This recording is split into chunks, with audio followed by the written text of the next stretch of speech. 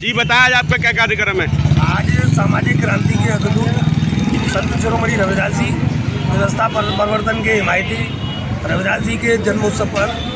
आज अखिल भारतीय समता फाउंडेशन के द्वारा पुष्पांजलि का कार्यक्रम हमारे समाजवादी पार्टी के नेता रमेश सैनी जी के नेतृत्व में यहाँ पर रखा गया है। और इस कार्यक्रम का संचालन हमारे चित्रसेन मौर्य साहब ने किया। और इस मौके पर पुष्पांजलि के साथ साथ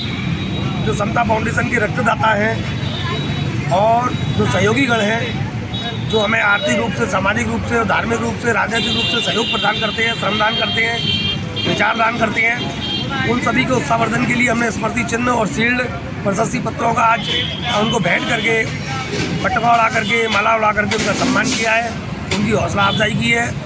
और आज सभी लोगों ने मिलकर के संत रविदास जी के जन्मोत्सव पर, क्रांतिकारी महात्मा के उस महापुरुष के जन्मदिवस पर एक संकल्प लिया है कि भारत में से जातिवाद खत्म हो, भेदभाव खत्म हो और संत रविदास के बताए उस स्लोगन का अनुसरण हो कि ऐसो चाहो राज में मिले सबन को अन्न, जहाँ छोटो बड़ो सब सम बसे ता रहे रविदास प्रसन्न। और उन्होंने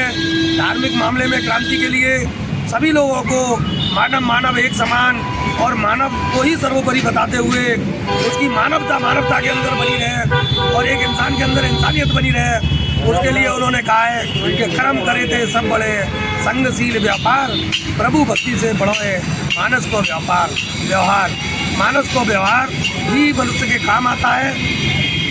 और भारत की सबसे बड़ी जातिवादी समस्या पर संत रविदास ने कहा था कि जात जात में जात है, जो केतन के पात रविदास मनुष्य न जुड़ सके जब तक जात न जात। वर्तमान राजनीतिक परिदृश्य को देखते हुए भी उनकी एक लाइन मुझे याद आ रही है कि जिस प्रकार भारत में जो राजनीतिक सत्ता चल रही है और जिस तरीके से तानाशाही चल रही है, जिस तरीके से कट्टरपंथिता का माहौल बढ़ गया है, उसके जवाब में संत रविदास की बात बहुत गजब की लगती है कि हमको इस अत्याचार, इस महंगाई, इस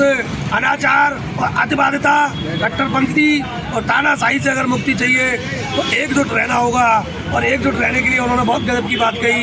एक है साधे सब सधे, सब साधे सब जाए। तो रविदास जी की बात पर आज पूरे देश को एकजुट होना चाहिए, आताताई लोगों के खिलाफ, अतिवादी लोगों के खिलाफ, मानवता के विरोधी लोगों के खिलाफ। बस यही संकल्प सब लोगों ने आज रविदास जी को अपने शब्दों के साथ, किसी ने श्रद्धांजलि दी, किसी ने पुष्पांजलि दी, किसी ने रक्तांजलि के द्वारा ये कार्यक्रम उनके सम्मान में रखा गया है। मैं उन सभी साथियों का आभार व्यक्त करता हूँ और ख़ासतौर पर मीडिया के समस्त बंधुओं का मैं बड़े हृदय की गहराइयों से उनका स्वागत करता हूँ, क्योंकि उनके बिना आज इस देश के अंदर